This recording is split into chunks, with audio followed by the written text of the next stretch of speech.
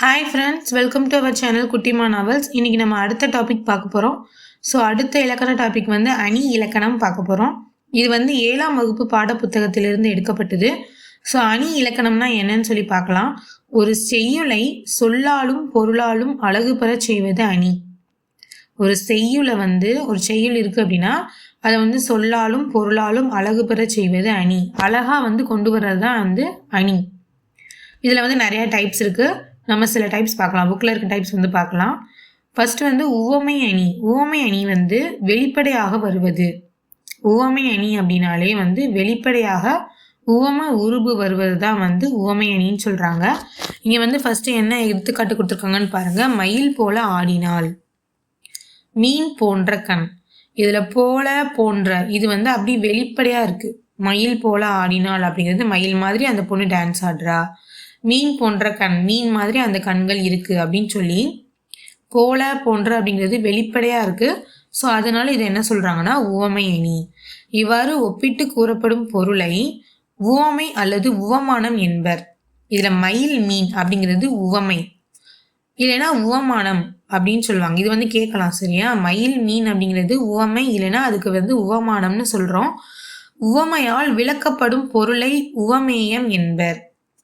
ஆடினாள் அப்படிங்கிறது இந்த மயில் போல, மயில் மாதிரி ஆடுறா அப்படிங்கிறது இது வந்து விளக்கப்படும் பொருள். ஸோ அதனால இதை வந்து என்ன சொல்கிறோம்னா உவமேயம்னு சொல்கிறோம். இங்கே கண் வந்து உவமேயம்னு சொல்கிறோம். உவம உருபுகள் வந்து என்னென்னா போல போன்ற, இது வந்து உவம உருபுகள். இதில் ஆக்சுவலாகவே உவம உருபு வெளிப்படையாக வர்றது தான் உவமை அணி. இதுக்கு வந்து இன்னொரு எடுத்துக்காட்டு பார்க்கலாம். அகழ்வாரை தாங்கும் நிலம் போல தம்மை இகழ்வார் பொறுத்தல் தலை. ஸோ நிலம் போல, அந்த போலங்கிறது வெளிப்படையாக வந்திருக்கு இல்லையா, அதனால இது வந்து உவமை அணி. நிலம் அப்படிங்கிறது உவமை, இகழ்வார் அப்படிங்கிறது உவமேயம், போல அப்படிங்கிறது உவம உருபு. இதில் வந்து கேட்பாங்க இகழ்வார்னா என்ன அப்படின்னு சொல்லி கேட்கலாம். இகழ்வார் அப்படிங்கிறது உவமேயம், அது விளக்கப்படும் பொருள். நிலம் அப்படிங்கிறது உவமை, நிலத்தை தான் வந்து நம்ம என்ன சொல்கிறோம் அப்படின்னா உவமையாக வச்சு சொல்கிறோம். இகழ்வார் வந்து விளக்கப்படும் பொருள் அப்படிங்கிறதுனால உவமேயம் அப்படின்னு சொல்கிறோம். போல அப்படிங்கிறது உவம உருபு. ஒரு பாடலில் உவமையும் உவமேயமும் வந்து உவம உருபு வெளிப்படையாக வந்தால் அது உவமை அணி. உவமை அணி உவம உருபுகளோட சில எடுத்துக்காட்டுகள் என்னென்னு பார்க்கலாமா? என்னென்ன ஓம உருபுகள் இருக்குது அப்படின்னா போல, புறைய, அன்ன, இன்ன, அற்று, மான, கடுப்ப, ஒப்ப, உரள. என்னென்ன ஓம உருபுகள் இருக்குன்னு பாருங்க. போல, புறைய, அன்ன, இன்ன, அற்று, மான, கடுப்ப, ஒப்ப, உரள. இது எல்லாமே வந்து உவம உருபுகள். நெக்ஸ்ட் வந்து அடுத்த டைப் பார்க்கலாம். எடுத்துக்காட்டு உவமையணி. எடுத்துக்காட்டு உவமையணி. உவமையணினா உவம உருபு வெளிப்படையாக வருது. எடுத்துக்காட்டு உவமையணினா உவம உருபு வந்து மறைந்து வருது.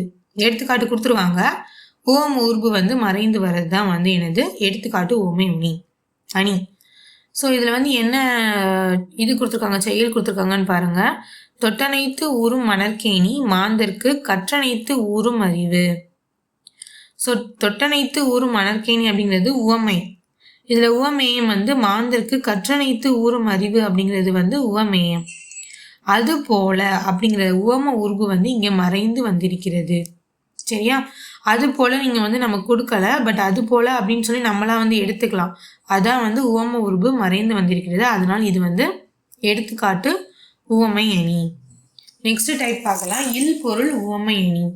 இல் பொருள் உவமை அணி அப்படின்னா உலகில் இல்லாத ஒன்றை உவமையாக கூறுவது. உலகத்தில் இல்லாத இருக்கிற ஒன்றை வந்து உவமையாக கூறுவது இல் பொருள் உவமை அணி. அந்த டாபிக்லேயே நமக்கு மீனிங் புரிஞ்சிச்சு பாருங்க. இல் பொருள் உவமை அணி, இல்லாத ஒரு பொருளை வந்து உவமையாக சொல்றது இல் பொருள் உவமை அணி. ஸோ இதில் எடுத்துக்காட்டு மாலை வெயிலின் மலை தூறல். பொன்மலை பொழிந்தது போல் தோன்றியது. ஸோ பொன்மலை அப்படிங்கிறது ஒன்று கிடையாது. அப்போ மாலை வெயிலின் மலைத்துறல் வந்து பொன்மலை அப்படின்னு சொல்லி இல்லாத ஒன்றை வந்து ஓமையாக சொல்லியிருக்காங்க. அதனால இது வந்து இல்பொருள் ஓமை அணி. காலை கொம்பு முளைத்த குதிரை போல பாய்ந்து வந்தது. ஸோ கொம்பு முளைத்த குதிரை போல, இங்கே போலங்கிறது வெளிப்படையாக வந்திருக்குன்னு சொல்லிட்டு நீங்கள் வந்து ஓமை அணின்னு சொல்லிடக்கூடாது. காலை கொம்பு முளைத்த குதிரை அப்படின்னா அது வந்து உலகத்தில் இல்லாத ஒரு விஷயம். ஸோ அதுக்கு வந்து அதை வந்து ஓமையாக கொடுத்துருக்காங்க. அதனால இது வந்து இல் பொருள் உவமை அணி. சரியா? ஸோ நெக்ஸ்ட் இப்போ டைப் பார்க்கலாம். உருவக அணி. ஸோ உருவக அணி வந்து ஒரு பொருளை விளக்க மற்றொரு பொருளை உவமையாக கூறுவது உவமை அணி. இது வந்து ஒரு பொருளை விளக்க மற்றொரு பொருளை உவமையாக கூறுவது உவமை அணி. உவமை வேறு உவமிக்கப்படும் பொருள் வேறு என்று இல்லாமல் இரண்டும் ஒன்றே என்பது உருவக அணி. அதாவது ஒரு பொருளை வந்து சொல்றதுக்கு இன்னொரு பொருளை வச்சு உவமையாக சொன்னோம்னா அது வந்து உவமை அணி. ஆனால் இங்கே வந்து உவமை வேறு உவமிக்கப்படும் பொருள் வேறு அப்படிங்கிறது இல்லாமல் ரெண்டுமே ஒன்று தான் அப்படின்னு சொல்லி சொல்கிறது உருவக அணி. இது வந்து எப்படின்னா நீங்கள் எடுத்துக்காட்டு பார்த்தீங்கன்னா உங்களுக்கு வந்து புரியும். ரெண்டுமே ஒன்று தான், உவமை உவமையம் ரெண்டுமே ஒன்று தான் அப்படின்னு வந்து சொல்கிறது தான் உருவக அணி. ஸோ உவமை அணி எப்படி இருக்கும், உருவக அணி எப்படி இருக்குன்னு பாருங்கள். தேன் போன்ற தமிழ், இந்த போன்றன் வந்த உவமை அணி. பட் தமிழ் தேன் ரெண்டுமே ஒன்று தான் அப்படின்னு சொல்கிறது உருவக அணி. வெள்ளம் போன்ற இன்பம் அப்படிங்கிறது உவமை அணி. இன்ப வெள்ளம் அப்படிங்கிறது உருவக அணி. ஸோ கடல் போன்ற துன்பம் துன்பக்கடல், மலர் போன்ற முகம் முகமலர். ஸோ இதெல்லாம் வந்து உருவக அணி.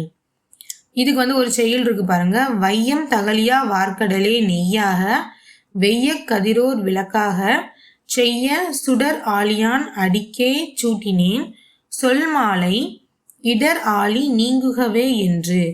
இப்பாடலில் பூமி அகல் விளக்காகவும் கடல் நெய்யாகவும் கதிரவன் சுடராகவும் உருவகப்படுத்தப்பட்டுள்ளன.